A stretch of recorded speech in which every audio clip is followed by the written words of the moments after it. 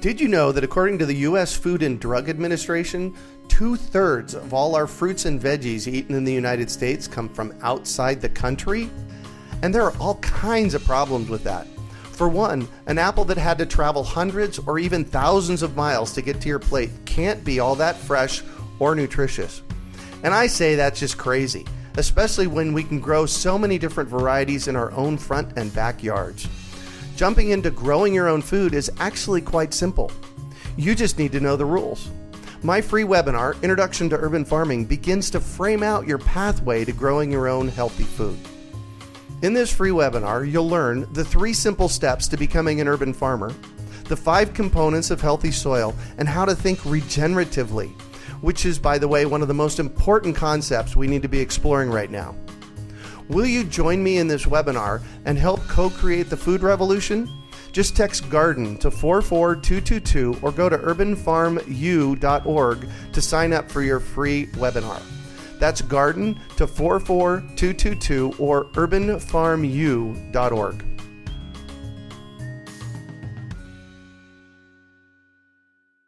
You're listening to the Urban Farm Podcast, your partner in the Grow Your Own Food revolution. Whether you've just been introduced to urban farming or you're a lifelong advocate, we're sure you'll leave feeling more informed, equipped, and empowered to dig deeper into the soil of your local food economy. With you every step of the way, here's your host, Greg Peterson.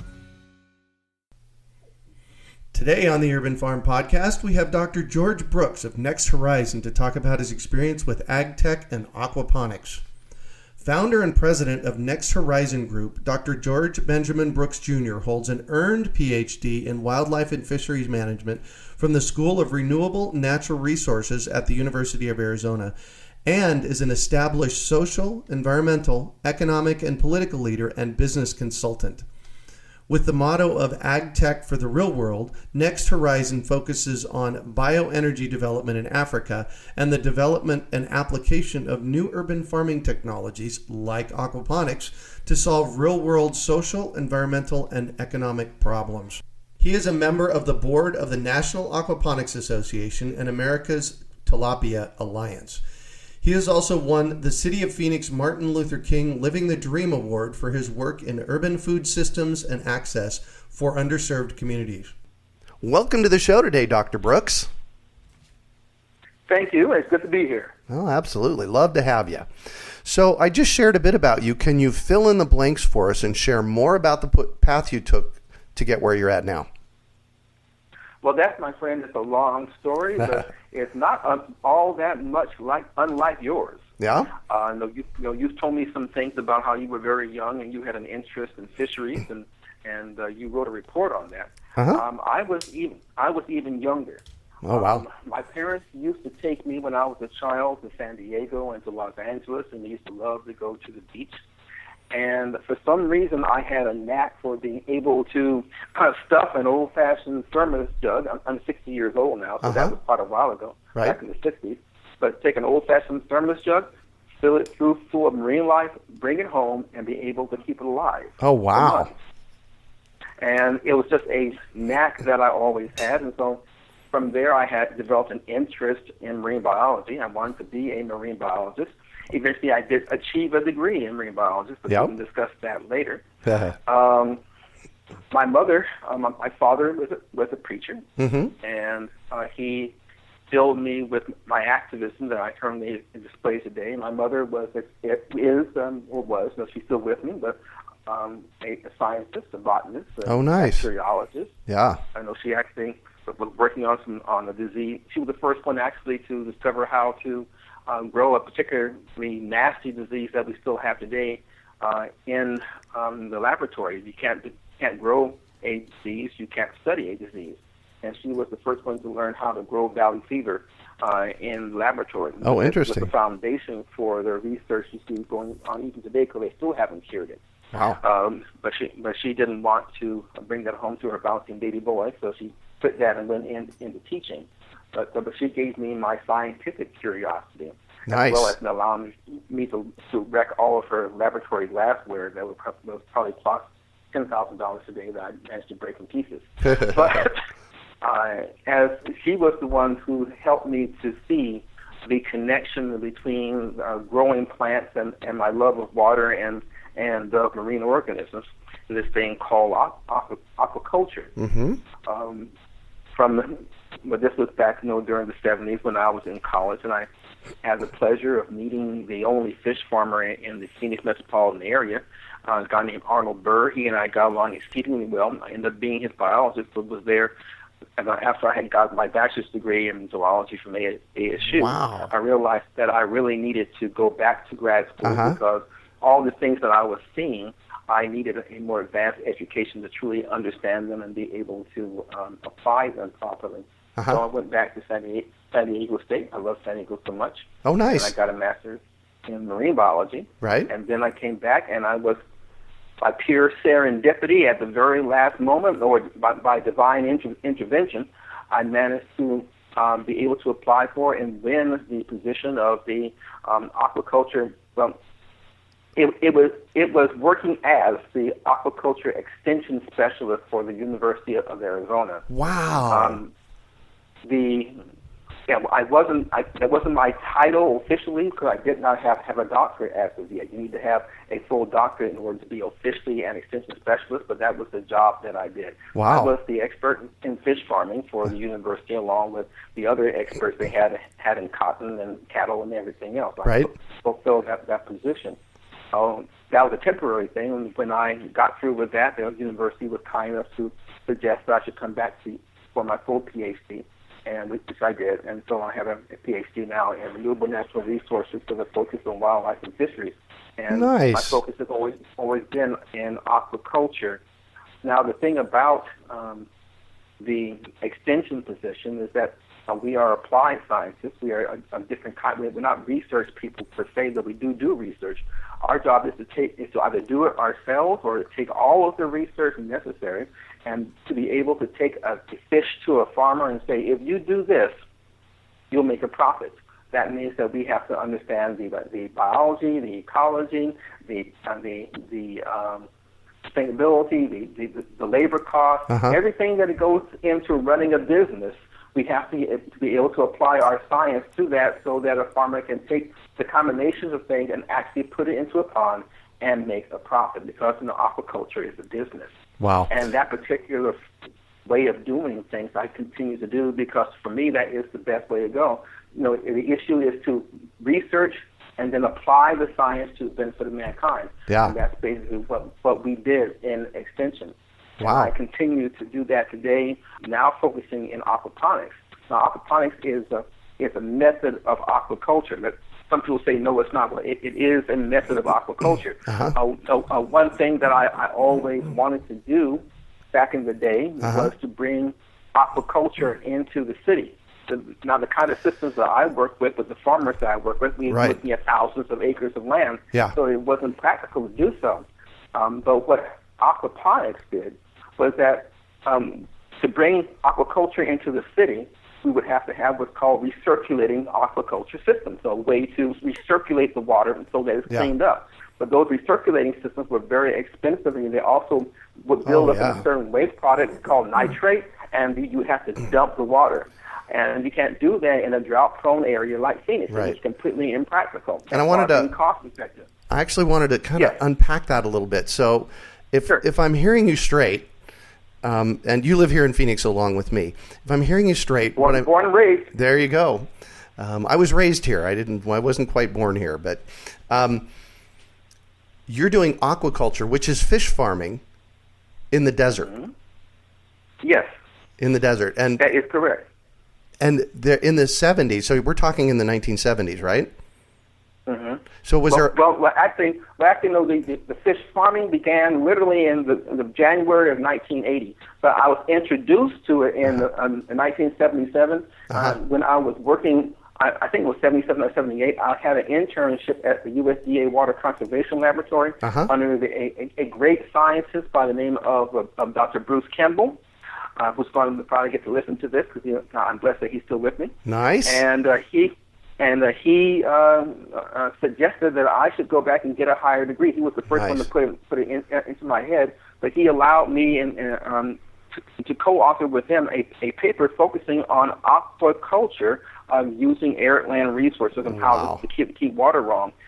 And so that was kind of the beginning of my actual scientific career working with them. But yes, we are doing fish farming in the desert. That's the idea here. Yes. So in the 80s, was there a lot of fish farming going on here in the desert? Actually, there was. We had the beginnings of a very powerful industry. There were many areas of the state, between Phoenix and Yuma, where the groundwater is warm, and since we have farms that are using tens of thousands of acre feet per year of this warm water flowing into the cotton, the idea was, can we put the fish in between the well and the cotton? And it was a very interesting idea and had a great deal of promise. And so during the 80s and early 90s, there was a proliferation of fish farms, largely in a place called the Hyder Valley. The Hyder Valley is about 45 minutes to the northwest of Gila Bend. Right. It's a place called Agua, Calientes, hot water. Apparently, there are geologic formations underground that are old volcanoes, and so for a long time there were actual hot springs there until the farmers drilling the wells broke the pressure caps, but the water is still there. It comes out of the ground between 85 and 110 degrees. Oh my gosh! And so it's a wonderful water and great water for growing tilapia. Yeah. Also because it's just slightly salty. That kind of knocks off the disease issues because the parasites don't like the salt water. Oh my gosh! It was a great place to grow fish, but there were some things that did not work in this idea. Now, mind you, there's still one person out there who has a great tilapia farm doing some really fantastic work, but overall, the industry did not last. Because of the cultural differences between the farmers growing cotton and the farmer, and the issue of integrating fish into that process. Got it. That we didn't have the infrastructure in place. The cotton farmers have a complete infrastructure. All right. So the cotton gin does a lot of the work. The farmers basically grow it. The cotton gin provides the marketing and buys the product from them. For the fish, they had to do all of that. Right. And plus, we had no processing plant for any of this, and so we didn't have the necessary infrastructure to really support the industry. And then, and the mid part of the 90s and late part of the 90s, we began to see the influx of foreign products, and that foreign product basically outcompeted, the fish coming from Arizona. Yeah. It was cheaper to grow a fish overseas and put on an airplane and fly it over here than it was to grow our own fish here. And so your solution, your solution was to bring it into the cities, and you kind of touched on it a moment ago, called aquaponics. So tell us about what aquaponics is. Well, aquaponics. Well, in order to pick up where I left off on that particular story, we have these things called recirculating aquaculture systems, and they were not practical to use in the city because there would be a waste buildup called nitrate, and we would have to dump that water, and this was way too expensive. What aquaponics does is that the filter now becomes a profit center. Instead of only using bacteria, which leave the nitrate, you throw it into a bed of plants. This bed of plants, nitrate, the other term for it, is plant food, fertilizer. And so, gotta love that. So we have this bed of plants now that are polishing the water that you can actually sell. So you can grow all kinds of vegetables and fruit and such, and this becomes a second profit center for your farm, and you don't have to waste any water because now the water is clean completely, and it goes back to the fish in the proper format. So it was a perfect combination of results. The thing about it, it's a very, very old concept. It was a very, very old concept. It's in the thousands of years old. People have intuitively known this. They didn't know that, the science behind it like we do. But the Incans did it as an example. But they knew that if you had fish in the water and plants in water irrigated by that water, everything grew. They understood this, but it took. It always takes somebody in our modern context to put things together for us. Yeah. Just like people have been trying to fly for hundreds of years, sometimes actually getting off the ground. Yep. For a minute. But it took these two guys in North Carolina to put a kite and a motor and some bravery together to have the first airplane. Okay, Orville and Wilbur Wright. Same thing was true with aquaponics. A lot of people were kind of edging up to the idea, and some doing it successfully, but the guy who's given most of the credit is Dr. Jim Riccossi from the University of the Virgin Islands.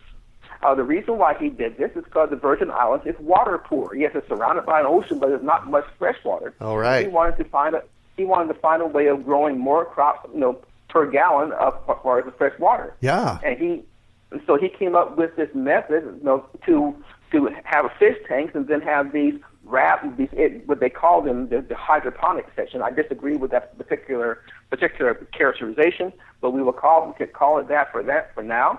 Where we have these floating rafts, in the bed of water that the plants are embedded in, and their roots go down into the water and uptake the nutrients, and then that works it back up to the fish. It even has a name now, the UVI system, the University of the Virgin Islands system. Oh, nice. The thing about it is that Jim Riccossi and I belong to the same organization, the World Aquaculture Society. And if I remember back in the year 2000 that when I first heard about, I went to one of either his presentations or someone who was associated with him at the meeting, and I quite frankly wasn't impressed.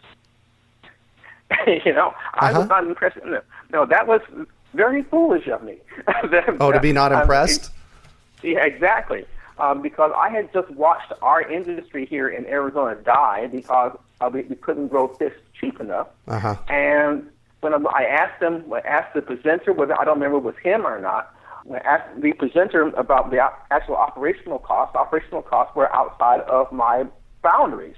So it didn't match my needs for a cheap fish. It wasn't until literally 10 years later, and really researching and beginning to understand the needs of urban farming, watching some of the things that you were doing as far as making the urban farms interesting and possible in Phoenix, and then my wife, who is a U of A master gardener, she was always bringing in these sinks full of vegetables into our house, and I began to ask her the question, how much is all this food costing us? If we had to go out and buy it, how much would it cost us? And when I got that number, I was convinced I was looking at the wrong place. I need to give up this thing out here in the desert and come back into the city. And the only way of successfully doing that was this technology that I had blown off 10 years earlier called Aquaponics. Oh, wow. And so in 2014, I saw Jim at the World Conference and had to get a picture with him to do penance for my lack of wisdom. Yeah. So good for you. But the point now is that now that we know how to do this, now that there are so many people who have recognized the power of this particular technology as far as growing large amounts of food inside of urban areas. The issue now is to move this from the realm of the early adopter, and that is, here's something for your listeners that I'm going to do this through my talk here with you, but to give you some terms that you can actually Google. Perfect. And then you can follow along. Yes. Google was called the Diffusion of Innovation Curve. Oh, interesting. Of course. Now, when you look at that, innovations move through our society in a known way, and it's well studied, and you'll see it in this Diffusion of Innovation Curve, and also some great TED Talks like Start With Why. That's an example with Simon Sinek. Oh, yeah. Great book, by the way. Yeah, the tremendous book, and even better TED Talk. Yeah. But if you see this graph, it's a bell-shaped curve, and on the left-hand side, where it begins, you have first the innovators. These are the folks who think up these cool things to do, such as aquaponics. Oh, yes. But then you have another portion that are called the early adopters. Oh, yes. The early adopters are the ones that say, yes, this is great. I want to be the first to do this, and I want to help make this great thing happen. The early adopters could be characterized as the folks who stood in line to buy an iPhone. Oh, yes. When they could have come in to the Apple store a week later and bought one off the shelf. Right. Okay? In fact, I have to admit that I was one of those people. I didn't stand in line. I didn't stand in line for the iPhone, but there was a circumstance that I needed to have a new phone, and I was able to say, look at this. You ever seen one of these? Yeah. Okay. But I still have that phone, by the way. Nice. It's a souvenir for me. It costs Yeah, enough. exactly. Anyway. Oh, no kidding. But so but where now, are we at? okay, Where are we at in this diffusion of innovation curve on aquaponics? We are at a place that's called the chasm. The chasm is where new technologies go to die. Oh, the chasm interesting. is a place. The chasm is the place between the early adopters and the early majority, the mainstream market.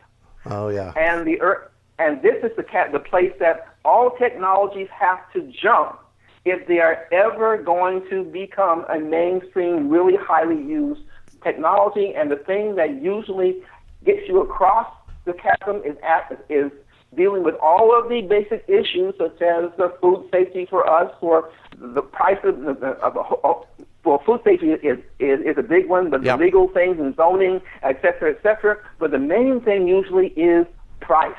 Oh, You yes. see, on the other side, the mainstream side, they have different needs than the early adopters. They need this technology, no matter how cool it is, to actually work for them. Right. They want to hire this technology to do something for them, and if they can't, if it's not cost effective, they won't hire the technology. Oh, right. And so that's where we are right now. One of the major issues we have with aquaponics is to bring that cost down. Oh, yeah. So that the mainstream market can hire this to do things beyond only growing food. But as an example, part of that mainstream market, which is a big one, that is, believe it or not, the backyard market. Oh, yes. Now, but now we have to look at it differently than we do now. This is going to the mainstream market is not only just a matter of, yes, I can grow food in my backyard, is that I can actually grow economically significant amounts of food in my backyard. Excellent. This is not, it's very similar to, if you really want a good analogy, Yes. the solar market. Oh, yeah. The solar, no, there are two sides to the solar market. There's the centralized production. Mm-hmm. Okay, so that would be, if I was to think of that in aquaponics, that would be somewhere in Phoenix building a multi-acre, £1,000,000 a year facility. That would be really nice. Okay? Yep. But then there is the distributed market. When you get solar panels on your house, what you're hoping is that these things will generate electricity, enough electricity, and do it at a cost that's lower than what you will be paying for from your local power company. Yeah. Now, mind you, the sunlight's free. Yeah. But the units themselves cost money, and so amortized over time, is your cost per kilowatt hour more or less than you are paying currently from your local power company? If it's a lower cost, then you're actually making money, not only saving money, you're actually making money from your system on your roof. The same thing, that same analogy must become true for aquaponics. If you are, now mind you, okay, aquaponics is not a panacea. Okay, it goes along in the full spectrum and synergistically with every other method of urban agriculture. Okay, this is just one part of the whole urban ag spectrum. But if you're going to have an aquaponics unit in your yard for the things that it can produce for you, can it grow food for less than it costs for you to go to your local organic food store? If that's okay, or else you might as well just go to the store. Right. Okay. Although there is one piece to that. There is one piece is if we're growing it, we know what's in it, though. That's absolutely true, but I do not quibble with that at all. I'm only suggesting that that when we go to a store that we have some reasonable trust in, I'm not going to call names, but as you know, there are several different quasi-organic food stores that people have somewhat degree of trust in. Are you growing, is the food that you're growing, does it cost less we put in amortization and everything else except for your labor costs. If it's costing you less to grow that food than it does to get in the car, spend the gasoline, which is food miles, of course, and air pollution and everything else, but to go down here to the local store and buy it. That is one of the primary needs that people want to see. If this thing is so expensive to buy that you're actually that anything that's coming off might be wonderful, but it's not cost effective, then the value of this new technology goes down. So that is one of the major hurdles. Another one, of course, is aesthetics. It has to look pretty. Oh, yeah. It has to look pretty. Absolutely. So the status of aquaponics today, it sounds like we're kind of touching on that. Can you talk about it going mainstream and where, so we're in this part of the curve. What's next?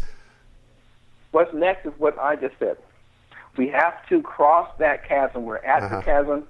In fact, I'm a member. I'm on the board of directors of the National Aquaponics Association, and I do encourage folks to go to that website because our conference is coming up in November. And our focus on that conference is just this: going mainstream. Oh yes. What do we have to do in order to make that happen? Excuse me. Our president just came back from a Mother Earth News conference, and she said that everyone there already knows about aquaponics, and they're all waiting for the next step. That's what folks want to know. What do we do next to go into the mainstream? That's Perfect. what aquaponics is. Perfect. So, and you've been playing in this aquaponics with a couple of organizations, NxT Horizon and AgTech. Can you talk about those? Okay. Well, AgTech is a discipline. Okay. You've heard of biotechnology. Oh, yeah. And computer technology. Well, now there's agricultural technology. Oh, nice. Basically, it's kind of under the surface. It's hard to even find a definition, but when you begin to Google that subject, you find these enormous players that are off in there. There are some things that man has to have. Food is one of them. Yeah. Okay. Food, air, and water. And so, food, air, and water. Okay. Yep. And in AgTech, it plays in all three of those realms. Yeah. And so, what AgTech is basically, and we have NxT Horizon as an AgTech company. Oh, very good. We are organizations that use the principles of sustainability, people, profit, and planet, in combination with every form of technology to enhance our ability to grow food, fiber, energy, and to manage our water supply. Now, there's a lot more to it, but those are the ones that are critical for us folks here in the desert. And when we do this successfully, it doesn't simply end at those 4 items. Every one of those items can be managed in a way to address contemporary issues. Is there a way to use AgTech, for example, to create economic empowerment? Got it. Is there a way to use AgTech to eliminate food deserts? Is there a way to use AgTech, to improve the value of your home? And in each one of those solution sets that an AgTech firm like ours can create, there's additional economic opportunities, social opportunities, and environmental opportunities in each one of those. It only multiplies. And then that rolls into this whole circular economy thing that is so critical for things to sustain today, where we waste as little as possible and create as much as possible. So say more about the circular economy, because that's an important place for us to go into the future. Yes, and again, this is something for your listeners to Google, but Google something called the Boston food economy. Essentially, you have what a circular economy does is that you capture every bit of the value stream. If I'm producing fish, then I am supplying someone who processes the fish. I'm supplying someone who transports the fish, and then that is sold to someone who will turn this into the value-added product and sell the fish. And then, just to abbreviate things, any waste product can then go to the composters and put back into the urban farming at the other end. Complete circle. Now, that's a simplified, abbreviated version, but you can see how it works. And the circular economy is critical to cities like Phoenix. Phoenix is putting an enormous amount of money into the circular economy. They even have RFPs out right now for people who can help to reduce the amount of food waste going into the waste stream here in Phoenix. Yeah. So the city of Phoenix pays something like $17 a ton to transport food waste to the landfill. That's a whole lot of money, considering that we waste 40% of our food. Yeah, that's a whole lot of crazy. The city of Phoenix alone eats about 1.8 billion pounds of food a year, which we waste for about 40%. That's huge. And so if they can find a way to encourage someone to help them reduce that food waste, there's an enormous value in that. Yeah. And so these are now the opportunities that are coming up for companies like ours, like yours, in urban agriculture, in the circular economy, to benefit everyone in the city, everyone in the value, in the valley, while making a profit. There's nothing wrong with making a profit. Nothing wrong with it, that's for sure. That's part of being sustainable. Yep, absolutely. So what exactly do you do at NxT Horizon? What we do is that we work in our areas of expertise. We work in STEM education, of course, so that's a solution set, and we use aquaponics to help kids learn in science, technology, engineering, and math, and the arts. So it's STEAM. A good project that we're pleased to work with is at the Orchard Community Learning Center at the 911 West Baseline, where we have an aquaponics unit, and they're an urban farm, and they teach kids from that area, largely in Spanish. Nice. STEAM. An incredible program. Yeah. A guy by the name of John Wan. It's absolutely wonderful. Oh yeah, John's a great guy. I've known him for years. Oh yes, he is. He's extremely impressive. I really like John. Another program that we're just starting is out in Buckeye. It's a program called BOSS, and with BOSS, we are working with them as far as economic entrepreneurial training. We're using their urban farm. Yeah. We're using their urban farm as a foundation to train youth and others in how to be entrepreneurs. And they have a complete urban farm out there. We've just now added the first aquaponic unit in Buckeye, I'm told. Nice. And again, we just agreed to these things the other day, and the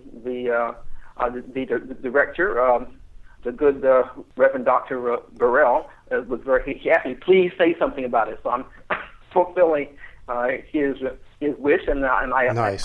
I really appreciate that. Yeah. But it means the Buckeye Outreach for Social Services. And it's a great project, and we're going to do some very interesting things with it. Nice. But now also, NxT Horizon delves off into bioenergy. One more comparison between a solar panel and agriculture is that they can both do the same thing. Solar panels capture the energy from the sun and convert it into a form that people can use. Agriculture captures energy from the sun and converts it into a form that people can use. So these aquaponic units are literally becoming solar panels for food. What we had a chance to do with a company called Rico Powell recently was a feasibility study for rural electrification in Africa. Wow. Where there was going to be a part solar, and then also we was going to see if we could grow as much energy as we could in some form of biofuel, right, so that you get 24-hour power, part from the sun and part from biological sources, which are of course sustainable. And that was a great project to work on. We're looking forward to hoping to work on other similar projects like that in the near future. Nice. Sounds like Sounds like you do some really great work in that arena. So, well, these are things that we are excited about. Yeah. And the area of ag tech is new. We kind of have to explain it to people, but when we see what's really going on, there are just so many possibilities as far as how we can use the energy from the sun and convert it into forms that people can use, whether it's food or more traditional electricity. So there's great possibilities here. Nice.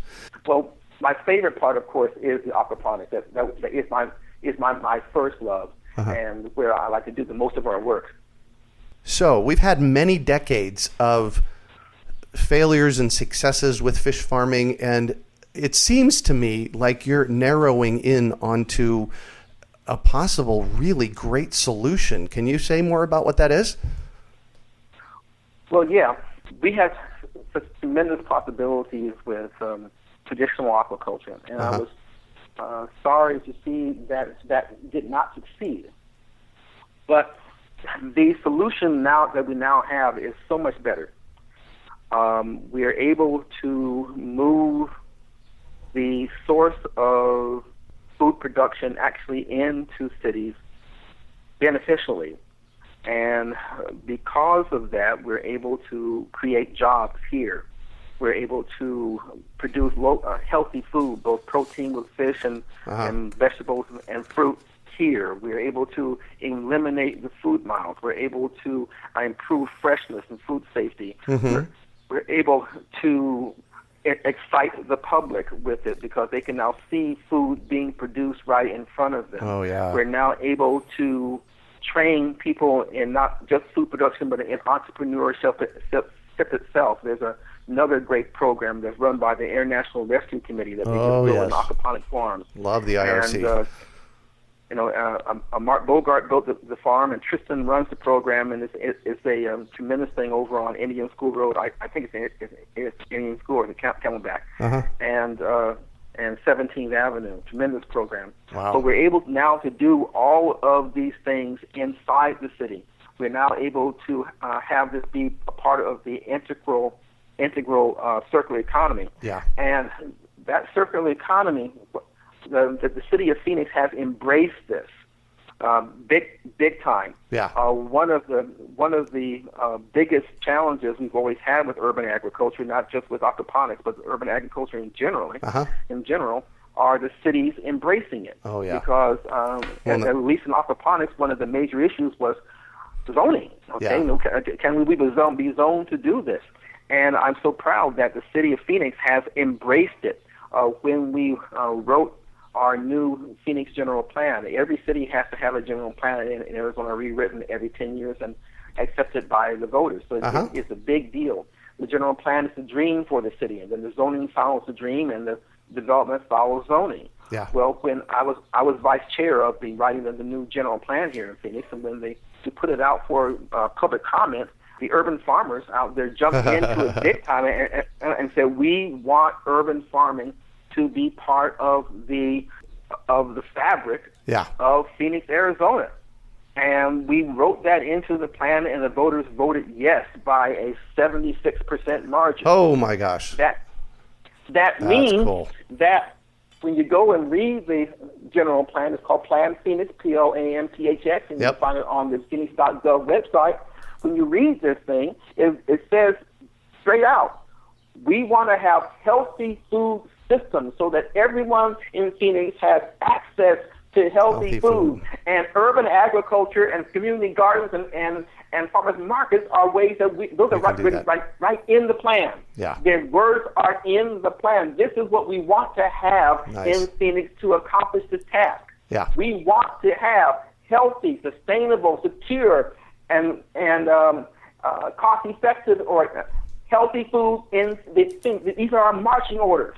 And now all that we, the urban farmers, whether we're doing traditional farming, hydroponics, aquaponics, or whatever technique, we have to now fulfill what the city wants, which is the opposite of having to convince the city that we're okay. Yeah. So we have success in the aquaculture market. Love that.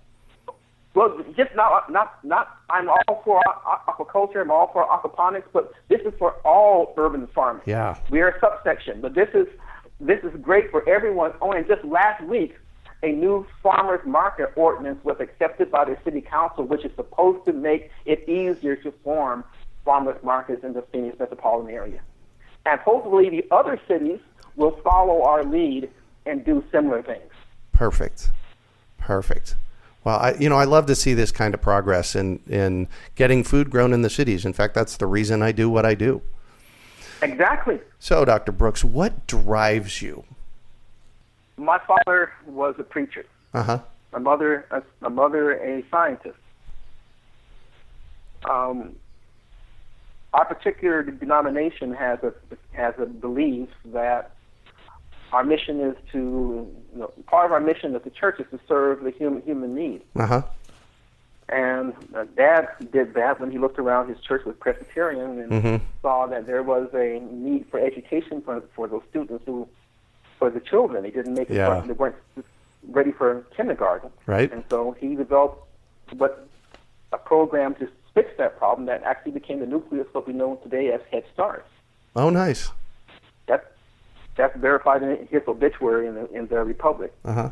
But I got that same vision, but my pulpit was elsewhere. Uh-huh. People need to eat. All people need to eat. I know. As I learned more about sustainability, I learned that I was already working in sustainability and didn't know it. Because, Isn't that funny how that happens?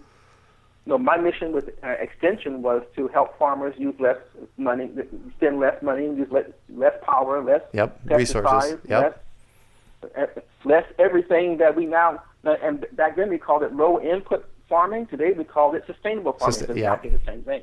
Gotta love it. But we have to find a way in cities like ours where we have all kinds of people. We have people who are resource rich and people who are resource poor. Mm-hmm. But everyone should have the right to have access to healthy food. Healthy food, yeah. And so that's what drives me, is to fulfill that dream. And the direction that I've chosen is through urban agriculture with a focus on aquaponics.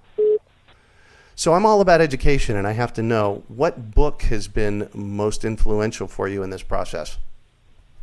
Well, the books that have been most influential for me is not one that affected my thinking, but a book that has allowed me to give people a way to learn the subject for a comparatively low cost. And that book, it comes from the United Nations. Food and Agriculture Organization of the FAO of the UN, and it's called Small Scale Aquaponic Food Production. It's a book that I teach aquaponics at Mesa Community College. It's part of an amazing program developed by a guy named Peter Condon. It's now an urban horticulture degree program, and aquaponics is a required course. And Peter invited me to develop the course. Nice. And the book that I use is this book. It's free on the internet. You can Google that and download it. It's about 288 pages. It's not perfect, but it's written in a way where they look at the cost and look at the materials you need, and it gives you a pretty good understanding of how to grow aquaponically in warm water areas. I don't know how well it would work in cold water areas, but it's good for our situation here. Yeah. So that's a book that I do recommend. Perfect. What's the title of that again? It's called Small Scale Aquaponic Food Production. It's a good one. I actually have a copy of it on my shelf. So. But now there is another book, if I might talk about it for just a moment. Sure. And this is a book for children. Oh. The Valley Leadership Organization, I don't know how many of your listeners are familiar with it, but hopefully everyone. But every large city in Arizona, in fact, quite frankly, across the United States, has an organization that's dedicated to training the next generation of leaders. Oh, yes. And in Phoenix, it's called Valley Leadership. Yep. And so our mayors have gone through it. It's an incredible program. But one of the things that they do is that when they take their class for that year and divide it into teams, and those teams have to go out and develop a project that does something wonderful. For the year 2015, the winning project was a children's book called Who Knew It Grew with Poo? Oh, nice. Who Knew It Grew with Poo? Harnessing the potty joke, of course. Oh, yeah. But the book is about aquaponics and the dream of aquaponics to grow healthy food for people. Yeah. Using fish as the catalyst. Incredible book. It's available on Amazon. And just speaking personally, I was surprised and pleased when I saw the hero of the book heroes of the book where a guppy called Guppy and his owner, Farmer George. Oh, nice. And it was a true honor. Yeah. And a great book. And I do encourage, it's in English and Spanish, and I do encourage people to buy a copy from Amazon if they could. Yeah. Now, I get nothing from this. This is just a great book that I think that's really good for grade schools. Yeah, perfect. So what one final piece of advice do you have for our listeners? The final piece of this is that I encourage people to delve into urban agriculture or buy from urban farmers. I encourage those people who are interested in aquaponics to learn about it and to take a class and to try it, for their own families. My family grows, 400, 500 pounds of food in our aquaponics in our backyard, and it's a comparatively small system that I had to go back and reinvent this. It's not like the old ones. Again, we're trying to move into the mainstream, so we've developed a technique that drops the cost by 2/3 off of the traditional systems that are out there. And so I want people to understand how important this is, that you eat healthy. You have to eat healthy to survive. I just had an article that came out in Arizona Green Living magazine called Men Eat Healthy If You Want to Live, in your best Arnold Schwarzenegger accent. Healthy food is critical for all of us because all the things that kill us are all healthy food related. It's amazing, isn't it? Yes, it is, and it's sad. Yeah. And so eat as healthy as possible. Grow it if you possibly can yourself, but definitely eat healthy. And that's the message that I really want to leave with people. That's it. That's it. Cool. I learned this in Tucson recently. They have a really strong aquaponics group in Tucson. Good people down there. But I know Dr. Ricosi had some influences in developing his system. One of the influences was that he came to possibly San Diego, and they were doing this at a number of locations across the country, but where they were using water hyacinths as a method of filtering sewage water. Oh, yeah, of course. And he looked at this system and said, wow, I could do that. Could I do that with vegetables? Yeah. Not use sewage, but use another form of fertilizer, in this case fish. And that became the genesis of the UVI system. Wow. The thing about it was that if he did indeed see the San Diego system, he would have seen a young grad student flying around the place trying not to fall in the water, understanding how that thing worked, and that was me. Well, thank you so much for joining us on the show and sharing your experience with us today, Dr. George. It's been a treat getting to chat with you. Thank you, my friend. It's been an honor to talk to you. I've wanted to do it for a long time. I would encourage your listeners to please go to our website at NxTHorizon.com, NxTHorizon.com. We have links there to things that we're doing, but also links to other resources they can find across the web. Please do check out the Aquaponics Association. There's really good things going on there nationally. Perfect. And we hope that you all become part of the urban food movement, whether you grow it or eat it, become part. Yeah, absolutely. Absolutely. Well, that's it for today. Thanks for joining us on the Urban Farm Podcast.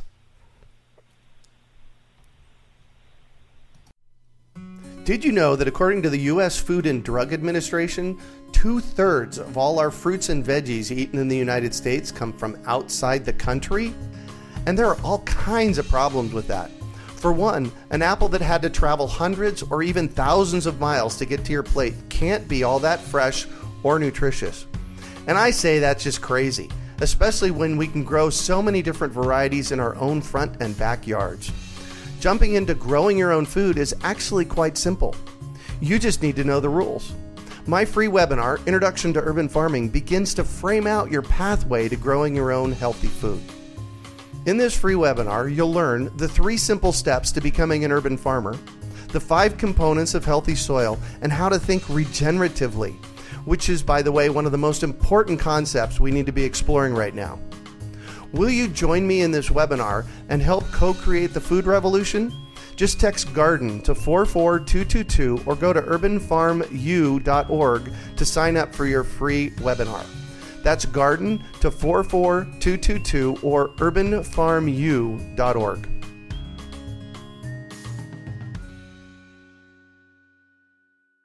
We hope you enjoyed today's episode of the Urban Farm Podcast. Remember to listen 3 days a week for tips, advice, and resources to help you on your journey with urban farming. You can find us on the web at urbanfarm.org or send us an email to podcast@urbanfarm.org. In the words of Vincent van Gogh, great things are done by a series of small things brought together. Be encouraged that with each lesson learned and skill developed, you are one step closer in the direction of your dreams.